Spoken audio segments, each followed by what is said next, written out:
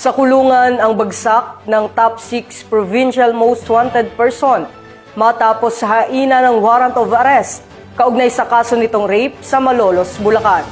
Nakibalita dyan si Patrolwoman Pearl Cristalin Javier.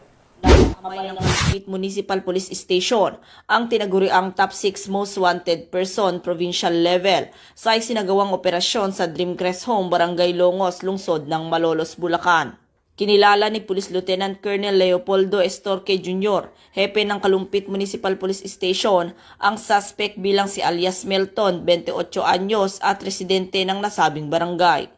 Matagumpay ang operasyon sa pinagsanib na puwersa ng tracker team ng naturang istasyon, katuwang ang PIT Bulacan West, RIU-3 at RMFB-3. Naaresto ang akusado sa bisa ng warrant of arrest para sa kasong rape na inisyu ni Honorable Jonathan Patrick Ayon de Ala, presiding judge ng RTC Branch 18 Malolos City, Bulacan, na walang inirerekomendang piyansa. Kasalukuyang nasa kustodiya ng otoridad ang akusado para sa dokumentasyon at wastong disposisyon. Patuloy ang Bulacan PNP sa pangunguna ni Police Colonel Angel L. Garciliano, Provincial Director ng Bulacan Police Provincial Office, sa kanilang determinadong kampanya laban sa kriminalidad. Aniya, ang walang sawang pagtugis at pag-aresto sa mga most wanted persons ay patunay ng determinasyon ng kapulisan na tuluyang alisin sa komunidad ang mga lumalabag sa batas.